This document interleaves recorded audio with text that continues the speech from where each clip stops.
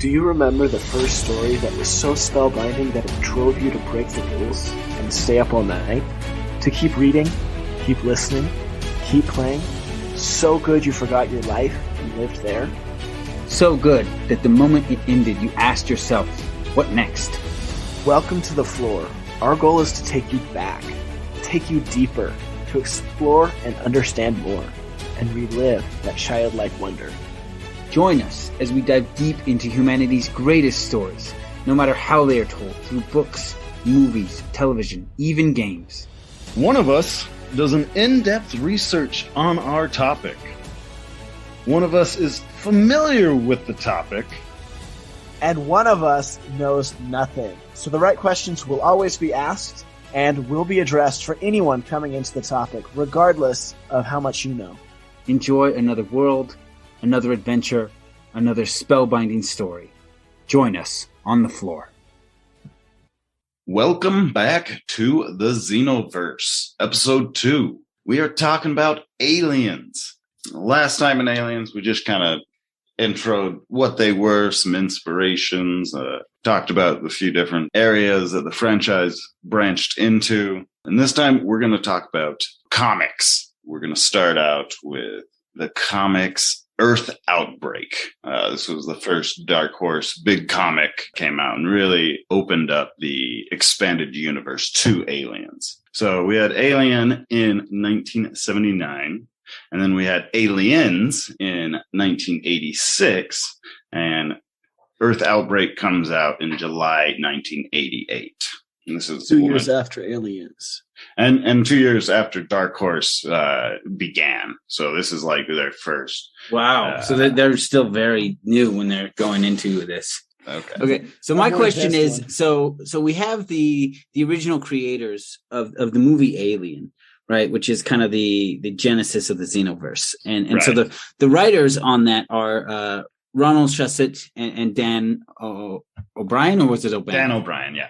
Dan O'Brien, right? So these are the guys who create this story.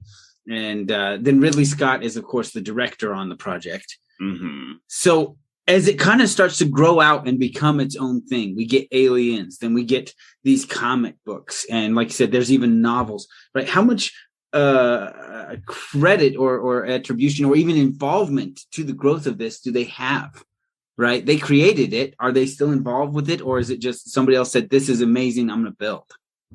So the comics here, they're kind of going off on their own.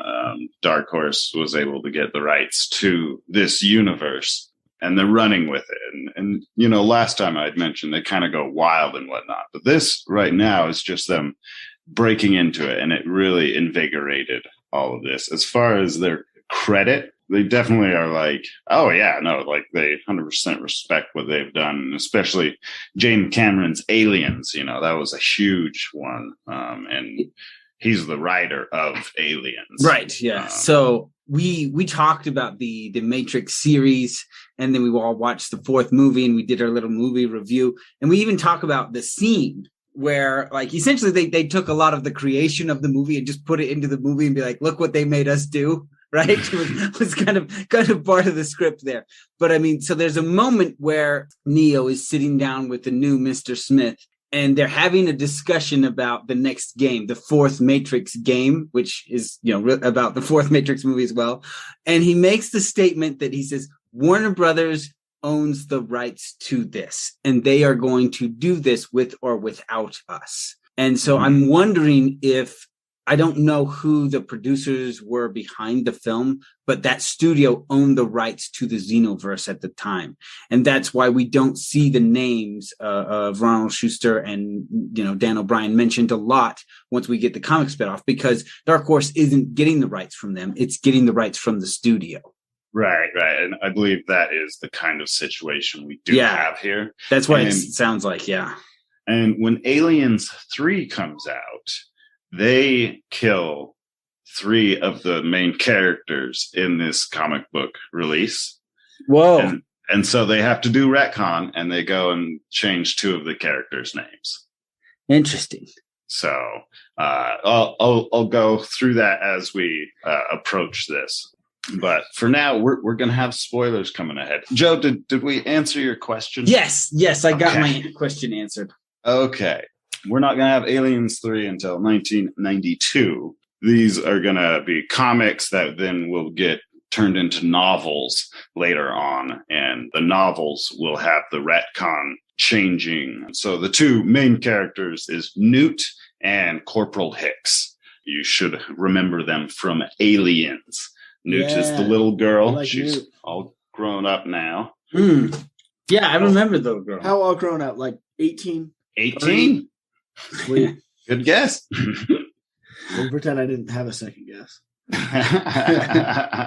However, these two are both extremely traumatized from the events.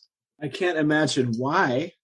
Yeah, I mean, it's like, how do you talk Ripley into going back? But she does. But like Newt, like somebody tried to like lock her in a room with a face hugger, like imprison her and then get her killed that way. Like she had some issues happen. Also, her entire family and friends were murdered in front of her and she survived. So like, I don't know what happened to Corporal Hicks. I don't think it was on the same level as the 6-year-old and what she had to go through. Well, hers is powerful enough. She actually has a psychic connection to Xenomorphs and can psychically So is this in the comics? Yes. Okay. Yes. And because she's having this, she's in a psych ward. So this is X-Men, right?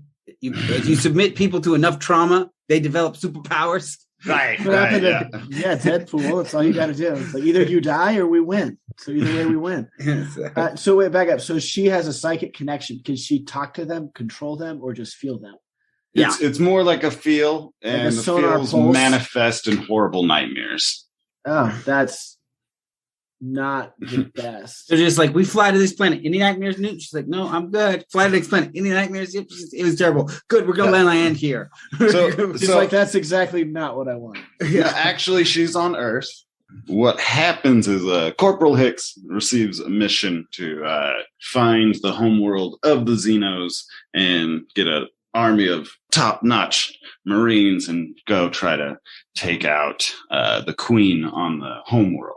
He also finds out that Newt is in a psych ward against her will and is scheduled to have some brain surgery against her will. And he... Wait, this far in the future they're doing lobotomies? What is this? Well, they're trying to get rid of these nightmares that she's having. And so obviously you just cut that section of the brain off with a serrated blade. It's the easiest solve we've ever come up with. Just cut out the bad parts. They don't do anything else, right? It's just bad. You might not be able to control half of your body. It's the same way you eat an apple, right? You cut out the bad parts. At the same time, by the way, I'm giving all kinds of spoilers. If you want to go read this trilogy or the novels, go do that before listening to our episodes. To what we've already talked about. Oh, cool. Thanks. Well, he like gave a spoiler warning early on. So. Yeah, they didn't say about what. You can't. Well, it's about Earth outbreak. That's what. Okay. All right. Hicks is going to break her out with plastic explosives and everything, and they're going to head off to find the Xeno homeworld. Now, at the same time this is happening, part of the reason Newt is receiving all these nightmares is the corporation Bionational has a queen on Earth in a facility. And so they have captured one. They captured one. And that's the goal in the movie Aliens, right? Capture one? Yeah. And so even though they fail there, clearly, at some point between then and now, they have succeeded. Correct. That with a queen, not just a drone. And real quick, I just want to do a PSA, a public service announcement. Anytime Eli says Earth outbreak, he does mean Aliens outbreak. That's the name of the comics. If you're looking for them. I was actually searching them on Amazon because I might get them. I was like, these don't exist. Aaron, you are know nothing until this series is done. You are. I want to buy them off Amazon. I can read these. This is cannot dive next episode until we're done. I get to talk about these next episode. I'm stoked. Okay, so alien outbreak. All right.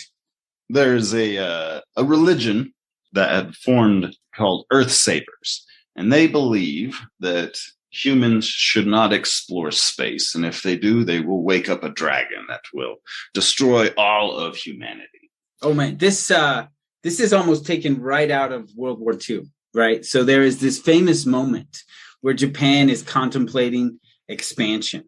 And as they're discussing expanding into a lot of the islands within the Pacific, they know that they'll have to fight the US to get these territories.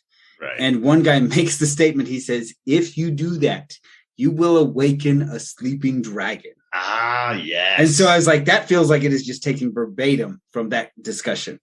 They very much could have. If you expand and explore space, you will awaken a sleeping dragon. Yeah.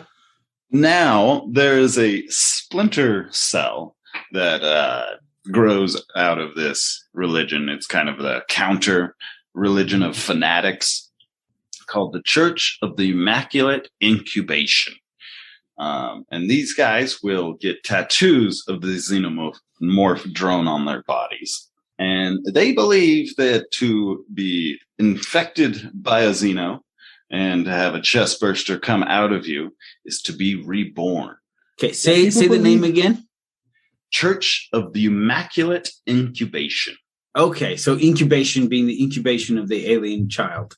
Right, okay. Exactly.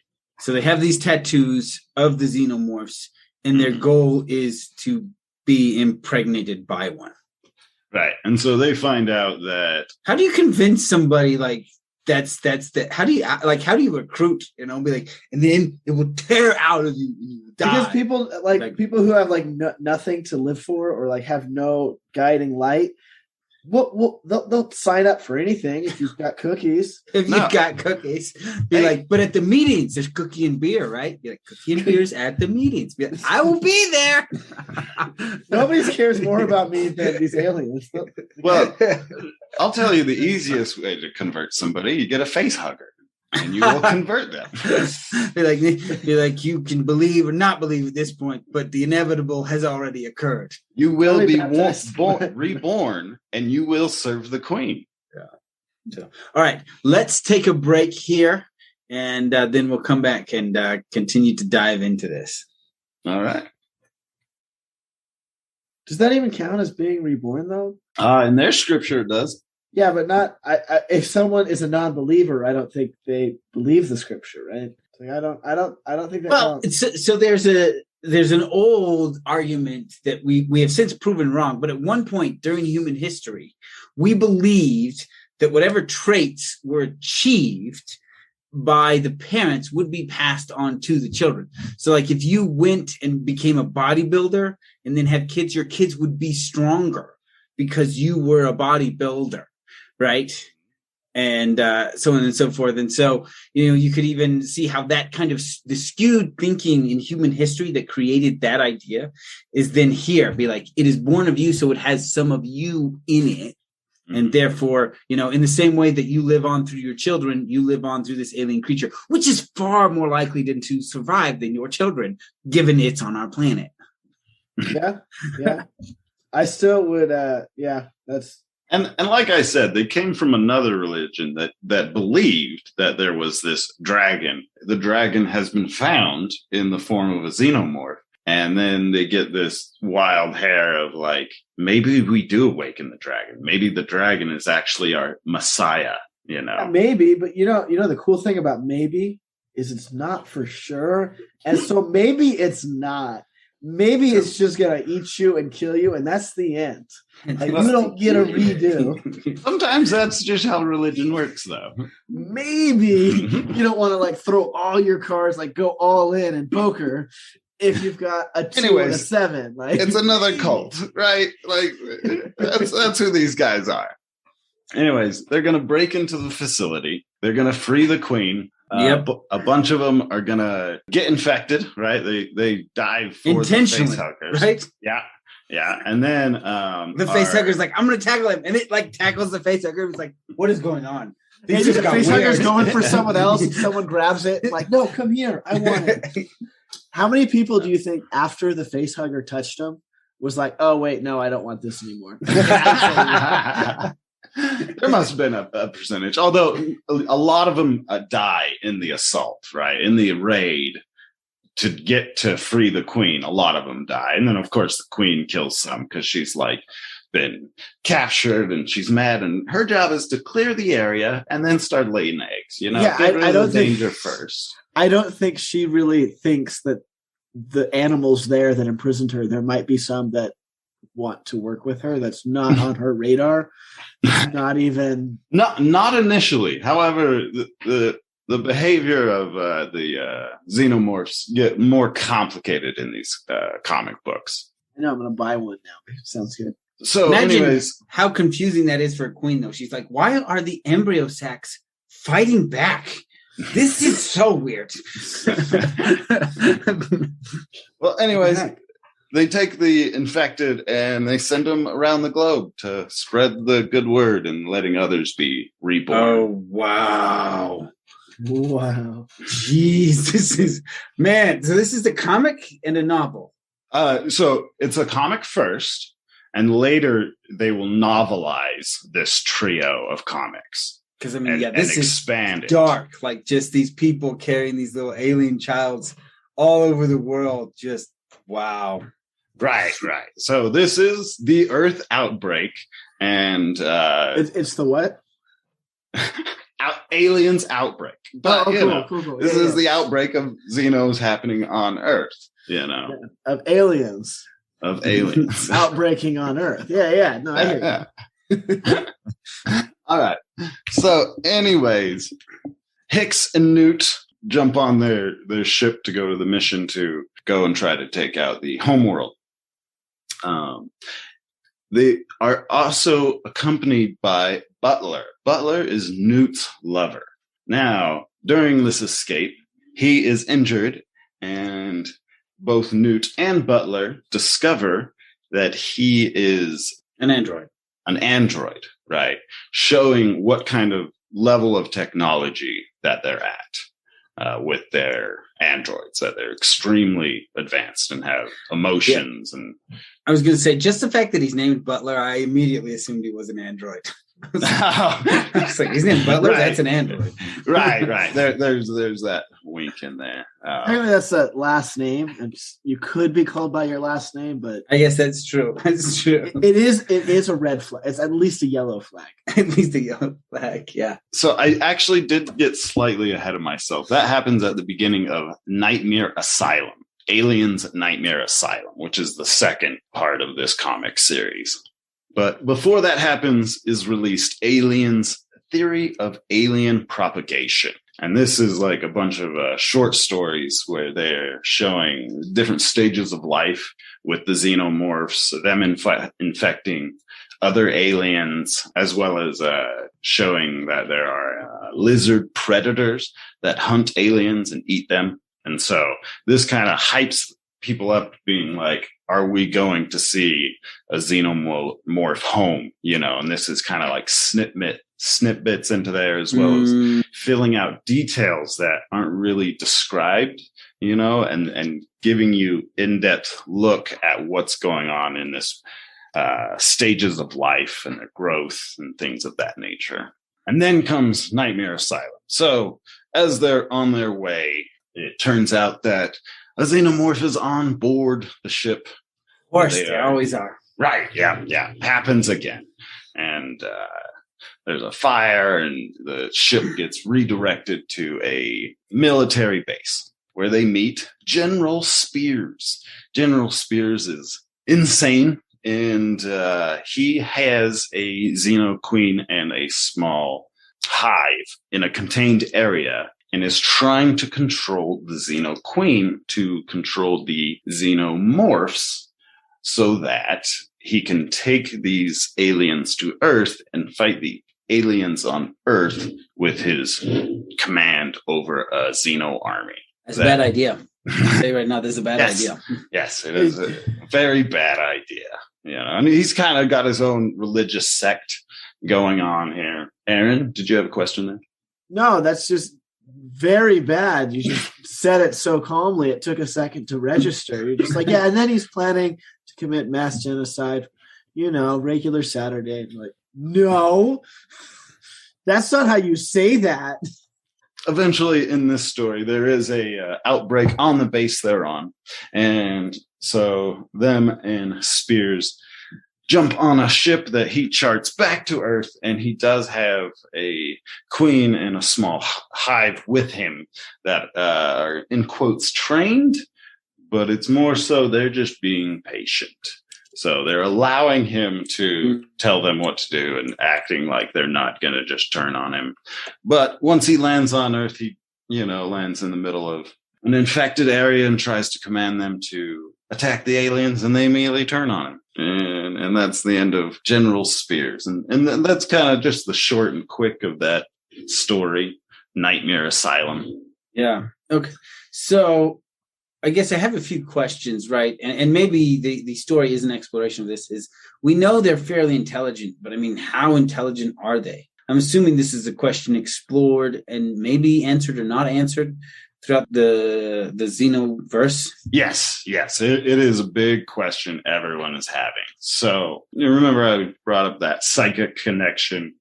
So it is believed that the hive is controlled via psychic connection under the queen. Now, we mentioned there was a queen on Earth that they free, and then Spears has a queen. So do queens fight? Like, would they fight against each other, two queens fighting, or would they work together? They end up taking their own, you'd call them two separate hives, but they're like barons, basically. Oh, this is yeah. my area. That's your area. Have fun. Good luck. Right. And then the third... What happens when the human population becomes limited and the embryos are few? Do they fight then? Probably, but that hasn't happened. So hopefully that hasn't happened. When the aliens pretty much take over Earth, the humans that are left behind, right? There's kind of a big exodus of people jumping off Earth during this invasion. Yeah, I imagine. And there's a few that are left behind, and there's a war going on. But the people who are in the war-torn areas, they stay out in the open because you can't see xenomorphs coming when you're inside areas. They're just too sneaky. Right. They're just surviving in a nightmare asylum, if you will. And so, there's this whole war going on. But as far as unifying the different hives, what they need is called a queen mother, which is a step above a queen. Okay. So this isn't so their final that converts form. These two separate colonies into a single colony. No. Yes. Yeah. Oh, it does. Dang. Okay. After this, we're gonna have a period where they've killed a queen, and the eggs that are still remaining, queens, they'll sense what's in that egg, and sometimes there are eggs that are mutated enough that they're creating a different kind of an alien, and we're going to get an alien civil war that is referred to as black aliens and red aliens. Okay, so we are just about out of time, but I do want to pose one last question here. Do we ever get the connecting threads of the aliens to Prometheus? Because in Prometheus, we see that mankind is born out of, what are they called? The engineers? Yeah, or space jockeys. Right. And engineers is what they did in the movies there. Yeah, I like that term better. Jockeys. Space jockey sounds like a silly name to me. Okay, well, that one's more prevalent. But okay, so the engineers, right? So clear, according to the mythology there, mankind was born out of the engineers. Now, when they go to, they find this ancient engineer ship. In it, there are face huggers, in like a primitive form of them. So I guess do we ever see? Are you talking about the snaky eel thing with the they're like mouth? they're in these eggs. They come out and they launch at them like the face huggers. And so it seems like they're connected to the xenomorphs as well. Do we ever get those pieces plugged in? With Prometheus and Covenant, there was upset because it did go against a lot of this pre-laid. So it didn't follow lore. canon. Right. Oh, interesting. Okay. So we have that one great moment in Prometheus. Otherwise, just disregard the movie as part of this, the Xenoverse. Right. So we've got a branch here that we're going through that will get us through these comic world. You'll find correlations here and there. You know, they did pull things from it, but didn't stick to it, like putting it in quotes their Bible. You know what I mean? Right. But okay. All right. Will there be more? So with the new format of the floor, we're dealing in packages. I knew we were going to be doing any new world we're talking about. We're going to do 2 and then make a fan request. But are we going to be diving a little bit deeper here before we move on to the next sci-fi world? Yeah. I wanted to finish this trilogy, The Earth War, where the book is called Hive World. And we'll get into more of the Queen Mother, that whole evolution process, Royal Jelly, the Red Xenomorphs, and Xenozip. And then eventually we can move on to some of the other comics and whatnot that would be fun to explore. I know Aaron had a few there that he was like, that sounds really fun to get into. Yeah. Well, we might need to move me to the know nothing, because I mean, I'd seen the movies, but if Aaron's going to be diving into the comics, I'm in the dark. If we're doing a big dive into a lot of the alien universe, we'll probably swap at some point. Yeah. All right. Well, thanks for listening. For the moment, we are streaming the first and third Wednesdays with the Average Gamer Guy. If you want to check out some of our streams, we've done some Dota, we've done some, Phasmophobia, and we have done Deep Rock Galactica. So or Galactic. Yeah. So we are working on doing our own stream eventually, but for now, that's where you can check us out and win. And that is 8:00 on Wednesdays. So it's the first and third. Mountain Standard Time? Yes. So you said that like a question. I know. All right. Thanks for listening. We hope you've been floored. Now go floor your friends. So we are going to head to the treasure room and record the edition for our patrons. But this is the question we are going to be talking about in there. So within the movies, we see a variety of weapons used to fight the aliens. We see flamethrowers. We see ballistics. I think at one point, some guy has a bayonet on his rifle that he tries to use against them. So the question is, in all the weapons and tools we have in history, what would be your choice of weapon against the alien? And then maybe even let's talk about the sci-fi. In all the sci-fi worlds, what weapon would you choose against the xenomorphs? And we'll talk about that in the treasure room. If you enjoyed this episode and want more on the topic, we record a special treasure room for our patrons after every episode. In the regular episode, we go deep. In the treasure room, we go wide. To enjoy the bonus content, sign up at the fluorite level or higher. There is a treasure room for every episode from August 2021 and on. That's double the content. 2 episodes a week instead of 1. Go to www.patreon.com/floor, fantasy and lore. That's floor spelled FLORE. Select the fluorite tier or higher. Immediately after each episode is released, the treasure room will post the bonus audio on Patreon. They are identified by the tag treasure room after and the title of the episode. You can also do a search for the keywords treasure room and find all the content you've been missing. Thanks for listening. Leave us a review. Tell us why you like listening to us. Is it our awesome deep dives? Is it our amazing back and forth? Is it our charming good looks? What would you like us to add or change? You can put that in the review as well. We read reviews. Yeah, and if you're going to be leaving us a review telling us what you like about it, maybe you even want to share the content with your friends. Like and share on social media. You can join us on Twitter and Facebook. We post memes. And we actually started a Discord, so come play with us. So a lot of the worlds we cover have a retcon. If you're not familiar with that term, it's reconstruction.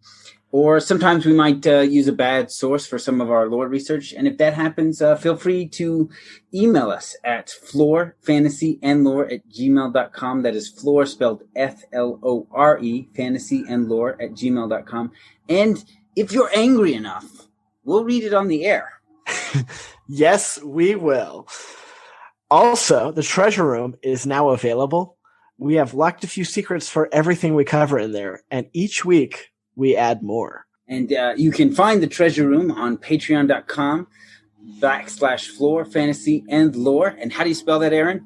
That's lore with an F at the beginning. So it sounds like floor, but it's not the floor you're thinking because it's our floor.